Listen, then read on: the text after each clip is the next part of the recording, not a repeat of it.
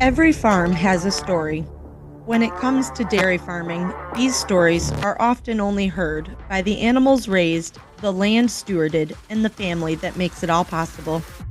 Join me, Dairy Gal Val, as I interview individuals from across the dairy industry, both within the United States and across the globe, discussing topics like farm management, the food industry, ag business and technology, and most importantly, their farm story. This is the Dairy Hour Podcast.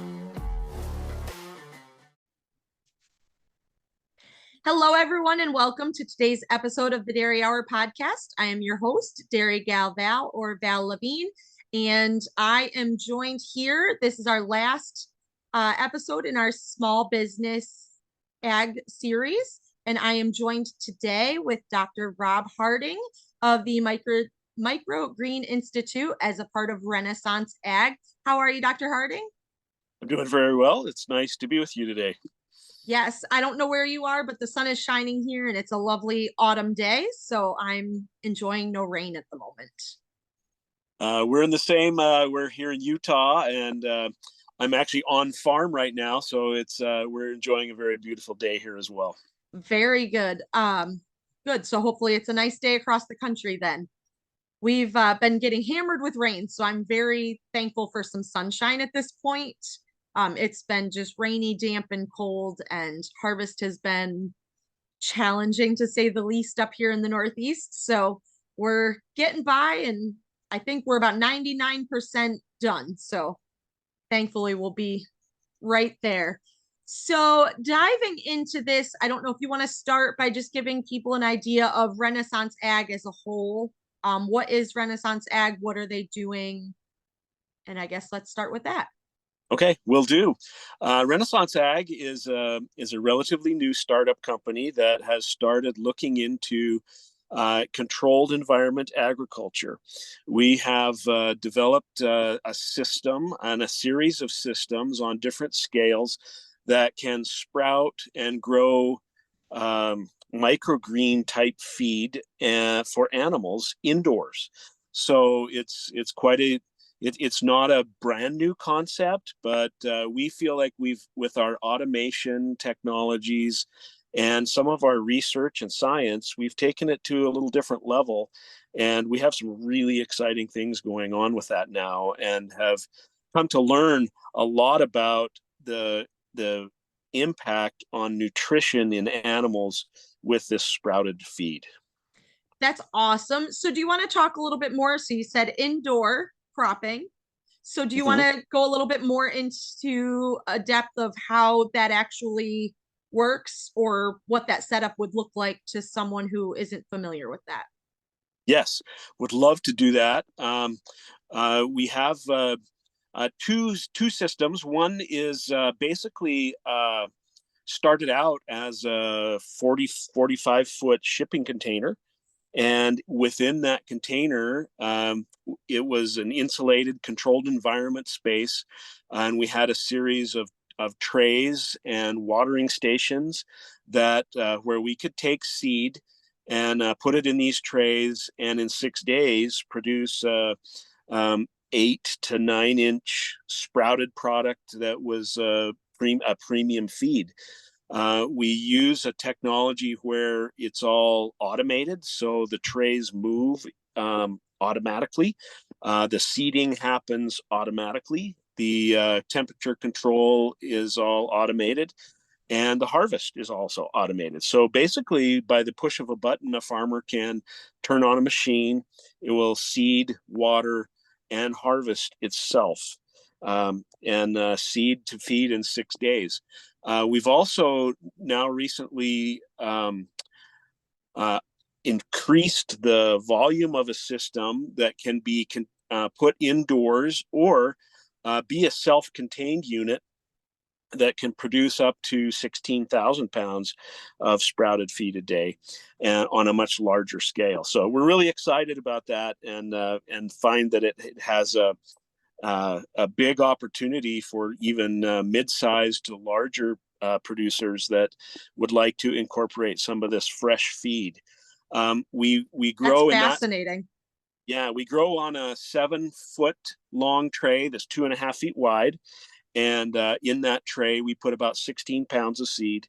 And in 6 days, we'll have about 75 to 80 pounds of sprouted fodder come off that tray. Very cool. So what exact kind of like microgreens are you experimenting with? We've done some testing on about 14 different seed types to this point. We've kind of mainly focused on sprouting wheat and barley because it's so easy to source. It's usually a little cheaper. In this sprouted product that we grow, the seed cost is the primary, the biggest cost of that sprouted product. So finding good seed source is key. But we sprouted anything from sunflowers to alfalfa to beans to peas to a bunch of different other specialty crops, and are looking at different seed profiles depending on the needs or desires of or the nutritional components that people are looking at. But so far, wheat and barley have been the mainstays. We've sprouted, mainly sprouting those.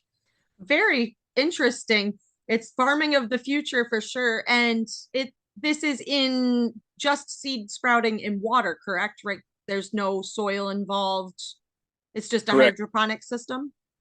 Correct. No soil or substrate. We learned a few of these seed types, like especially alfalfa or beans, that have more of a taproot system, are a little more challenged in this type of environment. But boy, the grains like barley and wheat form a supporting root mat so quickly and so well that it's able to support that sprout that goes up, and they grow very well in just a water environment. That the trays actually drain, so basically the seeds absorb the water as we have these irrigation stations, but we basically just keep them moist, and they do just fine. That is really cool. So what with the challenges of water in certain areas of the United States, what is the I guess sustainability as far as the water is concerned? Like, are you able to, when you drain that water out, reuse it on different seeds, or how does that go about? Um, the first point I'll make about that, it's very we've had a lot of interest here out west, especially in Utah, because we are so dry. We're a desert environment, and so the first thing I'll say about that is that sprouting the grain and growing it to the stage that we grow in the environment, it uses about 90% less water than if we tried to grow it in an environment with soil. So there's a huge water savings to start out with, just the way that we sprout it. Then we are also trying to recapture the water. It there is some organic material that sometimes, and so some filtering and cleaning water adds some cost or expense, and so we haven't done a lot there yet, but we do have other places where this water can go, and so we try to use 100% of it in the systems that we use. So it is very water efficient, and we are looking especially at water sustainability out here in the desert. Definitely important, especially in 2023, where we're at with the water challenges across the country. We're either too wet or too dry, it seems like. So, how many of these systems exist in the United States at this point? At this point, with Renaissance Ag, we have a few competitors out there that are doing some other creative things. But with Renaissance Ag, we have two systems that are running. One here in Utah at a large sheep operation, and we have one out in Kentucky. So we Very have good. two large systems running right now. Okay, and then so what does the farm in Kentucky, what do they have? Or are they just growing the microgreens? Actually, they're kind of a unique um, where they've used our technology to branch into something a little bit different. And so they actually are using the automated tray system to grow black soldier fly larvae. And Okay. so as a protein source for, again, for animals, they are using this automated tray system and watering system to grow black soldier fly larvae. And we're finding that these larvae fit into a sustainability system very well because they can utilize many waste products, and with their enzymatic digestion, they can digest many of the waste products from animals, and then be a source for using up that waste, but then turn around and become a income source with protein, fat oils, and energy, and they've been very, very efficient at doing that. So what would someone actually use them for after they were grown? They dry them, and currently there is quite a demand for them in the pet food industry, Oh, and also they can be used as a great protein source in poultry, and they're already approved for poultry and swine, and okay. we're looking at maybe an opportunity to get them into being fed to ruminant animals as well. Interesting. So there's a whole nother feed source that could be coming out of this new technology. So that's really, really interesting in the lines of sustainability and how the world is adjusting to create a more sustainable future for agriculture. Yes, yes, very interesting, and they found us. Just because we were talking about indoor agriculture, but they said, "Hey, we think your technology can work in our space as well," and we found that we've been able to improve their efficiency greatly just because of our automation. That's really cool. So you are also doing stuff with the Microgreens Institute, which is a part of Renaissance Ag. Do you want to talk a little bit more about what they do and what your specific role is within Renaissance Ag? Yes, I'd love to do that. Um, so the Microgreen Institute, as Renaissance Ag was developing as a company, the CEO and president decided that they would like to have us be able to know the impact of sprouted microgreens, especially in animals, and that before we decided to market or develop a lot of this equipment, what is the real story about microgreens? And so they formed the Microgreen Institute. They hired me to lead that institute, and so I'm the director. And our mandate was to reach out and with some science based opportunities to find out what's the real value of the sprouted seed. So we have a seed scientist that we work with, an agronomist, and we've partnered with three universities that have helped us to try to tell the story about the impact of microgreens in animal feed. We have a really good relationship with Cornell University in New York, where we've done a dairy trial. We're working locally with Utah State University. We have a great partnership with them where we're doing some work with beef cattle, sheep, and animal reproduction being fed these microgreens. And then we also have done some good work with the University of Florida, who are helping us determine the real digestive value in ruminants for the sprouted seed, and the impact it can have on digestion, not only digestion of the sprout, but also how it can impact the digestion of other nutrients in the diet.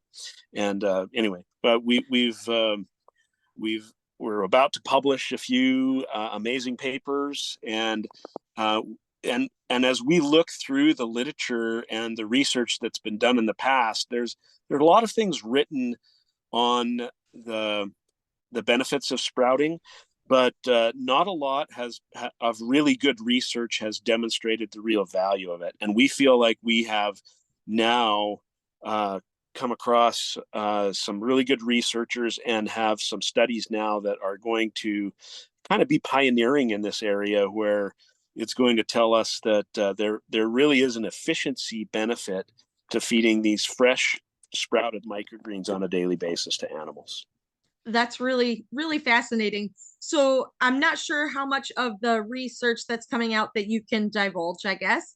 When you're feeding these to dairy cows per se, just because that tends to be what I know the most about, how much of the dairy cow's diet are you putting into those microgreens?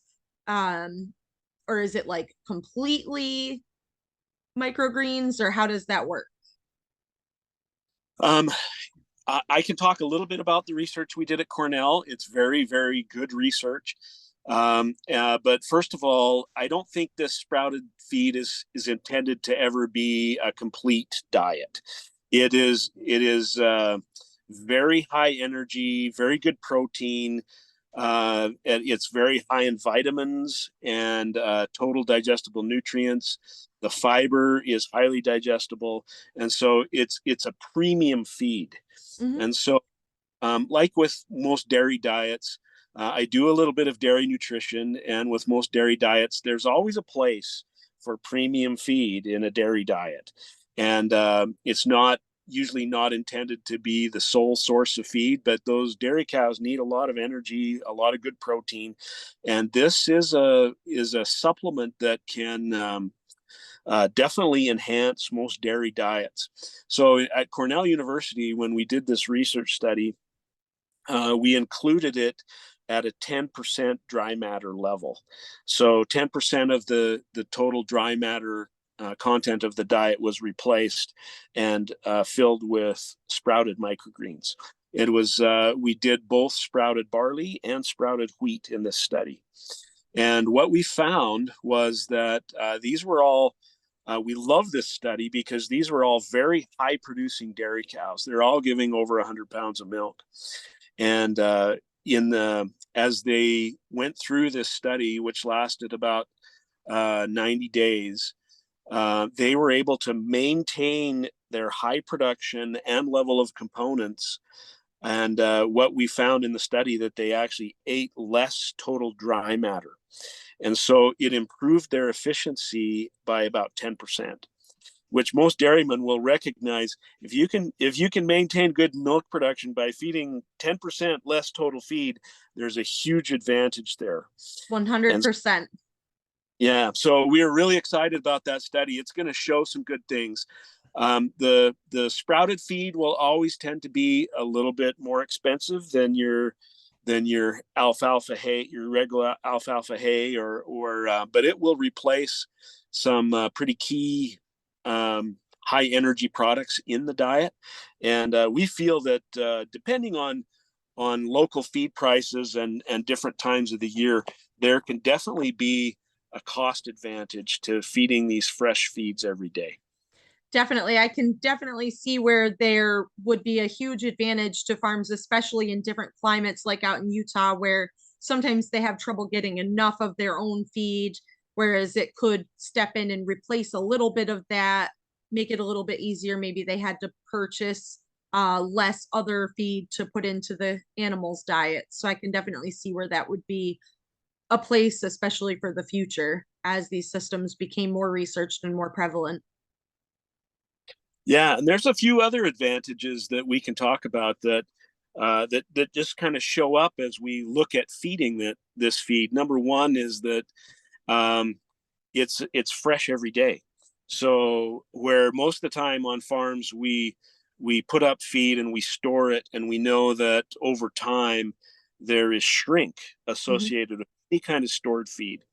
Having a system on a farm where you can have 100% consistent fresh feed every day, 365 days a year being produced is an advantage.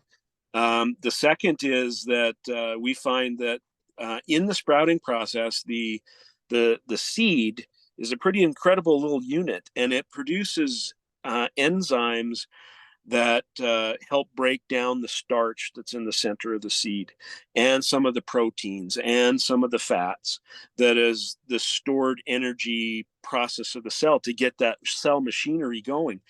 Those enzymes also will have a positive impact on the other ingredients in the diet. So your dry alfalfa hay and your haylage and your corn silage, those are um, high fiber components in diets, and these enzymes, as that fodder is added, will work on those fibers in ways that enhance the total digestion of the diet. So and then the advantages with water, the advantages with adding moisture to diets. It's a wet feed, and so it can have positive impacts in a lot of different ways. Yeah, I can definitely see where that would be a really great addition to someone's feed in multiple different ways. What other cool things are you guys doing as far as research is concerned besides just dairy cows? Right now, we've got an interesting focus on sheep and lamb production. And so we just harvested some lamb this last week and are getting some of our data back on the efficiencies that we see there. We last month we finished 40 head of beef cattle, uh, and with a control and a treatment group, and we found some improvement in the quality of the beef, so that it where they graded a little higher, they marbled a little better, and then with the efficiency, where they didn't eat quite as much but yet performed as well, we saw some advantages um, there for beef producers. One of the most exciting things that we have come across is a researcher who recently has moved to Utah State University, who we have been doing some work with. Is His name is Dr. Stefan Van Vliet, and he has done some really interesting work on um, the micronutrients in sprouted feeds, and that the diversity that comes from adding a fresh feed, we find a bump in vitamins and other phytonutrients that we haven't looked at in a lot of depth before. But he is a researcher who has looked deeply into that, about the diversity of, for example, animals on pasture compared to animals fed in a feedlot with basically a monoculture of feeds.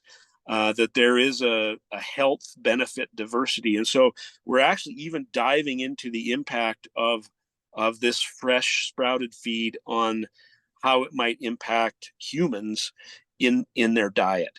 So in the meat, milk, eggs, does having more fresh food or more diverse feed in that diet, can it actually impact our health by improving the phytonutrients in what we grow? That's really, really cool because obviously you are what you eat. So if the things that you are eating are better, it would hopefully transpire into being a more nutrient dense food for us and our communities to consume. So that's really, really interesting. And I love the different things that you guys are doing with different types of agriculture, because it's not just dairy, it's not just beef, but I mean even into lambs and other animals, or the larva that you're doing down in Kentucky. That's really, it's very diverse and it's very interesting to hear of all the different opportunities for this type of farming system. I've just kind of started to hear a little bit about these farming systems, so it's really interesting to be able to dive in deeper with you being at the forefront of the research for those opportunities. Is there anything exciting in the future that you guys have coming up, or just getting these papers, these final studies published? What does the next 6 months look like for you guys? There actually is a lot more exciting things that we're trying to work on and accomplish. We want to dive even a little bit deeper. There's still a lot of things that we don't know, but this phytonutrient profile is something that's coming along that will be big in the next year that we're working on. We've actually had multiple different types of farms reach out to us. Rabbits, the benefits of working with rabbits, swine and poultry have shown some interest. We've had a lot of interest from the Middle East because they're a very dry Mm-hmm. and very water conservative type area and actually the Caribbean has been in a place of interest where these small units that are solid, like in a storage container, shipping container, could have an impact, especially when they get hit with storms and hurricane type situations where they can immediately after an event like that still have fresh feed available, and so they're looking at trying to become more feed independent rather than having to import so much of the feed. So we're looking a lot more into the economics and the benefits of having them in places where importing feed is a huge draw on their economy and also their sustainability. If any of the shipping um, supply chains go down, like happened in COVID, a lot of these countries, I think, have realized it's important for us to maybe have things in place where we're not so dependent on having feed shipped in. So those are Yeah. a couple of exciting things that are on our radar and that we're working with. That's really exciting. You guys seem like you have a really bright future ahead of you guys, and the things that you're doing are just so beneficial, not only for the vertical farming that you guys are working on, but just sustainability and science and nutrition in general. And yeah, again, just trying to keep those supply chains there, having that fresh feed readily available. That's all really, really exciting things for agriculture. And it's fascinating to learn more about them. So I guess I want to backpedal a little bit and talk more about how you ended up in this position. I know that you are a licensed veterinarian. So I don't know if you want to talk a little bit about where you grew up, went to school, and things like that, how you ended up coming to a company like Renaissance Ag. Sure, thank you for that opportunity. I grew up in a small town in southern Alberta, Canada. So I'm Canadian by birth, but grew up on a small beef operation and just loved agriculture, and looked forward to the opportunity. Loved science and wanted to apply some of that in my career, and so my goal was to go to vet school. So had an opportunity to travel south into the United States to attend school at Washington State, and from there was really drawn toward the dairy industry, just because of their progressive nature, their desire to improve efficiencies, to look at genetics, to look at cow comfort, and all the things that they do to try to enhance their production and efficiency. Was really drawn toward that. So my veterinary career really focused on um, uh, dairy management, dairy nutrition, and a lot of consulting. And so that was really a strong impact for me. And so what drew me toward Renaissance Ag was again a focus on premium nutrition. And as they approached me, it was good timing in my career. I just had a couple surgeries on my ankles. I was Oh, uh, wearing dairy rubber boots and not standing on cement all day. And so it was good timing in that they really wanted to develop um, a knowledge of how this could impact nutrition in dairy cows. And so as they invited me to come on, that sounded like a really neat opportunity, especially to be involved in the nutrition research aspect of things. and that drew me into this new startup company. And it's been a wonderful, amazing ride. And especially as we look at the changing nature of the United States, where farmland seems to be being gobbled up by housing development, and we become more and more strapped for water resources, and the population just continues to grow in the world. We're gonna hit a time when we're gonna run out of resources and have more mouths to feed. That moving toward indoor agriculture is something that I think we're going to need to be sustainable. So that was exciting to me too. And then just being involved with agriculture has always been a love of mine. The people are the greatest. They're hardworking, love the land, love their animals, and that's just always been a great desire of mine, is just work with people in agriculture. And so that's a little bit about my background. Yeah, my degree is from Washington State, but has a strong emphasis on animal nutrition. That's awesome. It's always good when you seem to find your calling at some point and you're like, yes, this is what I was meant to do. And that's always very exciting. And we're happy to have you in the dairy industry. I am quite fond of the industry myself, as I am drawn into it in multiple different ways. So I appreciate everything that you said about that. So I guess in wrapping up, I'm going to ask you a few just fun rapid fire questions, just kind of fun to loosen up at the end. So I'm sure that you've done some traveling in your days. Where is your favorite place that you've ever traveled to, whether it be for work or vacation? Well, you caught me at a really interesting time. I just got back from a trip to Japan. Ooh, And Japan was amazing. I spent some time there as a young person when I was 19 and 20 in Japan, and learned a little bit of the language, and had opportunities to travel around there a little bit.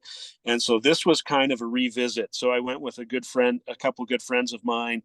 We met a good friend we knew in Japan, and so we just spent the last 2 weeks traveling through Tokyo and Osaka and Kyoto, and I've actually had an opportunity about 4 or 5 years ago to go back there and consult a little bit on some dairy farms in Japan. So I have a great love for the country of Japan, and it's a great place.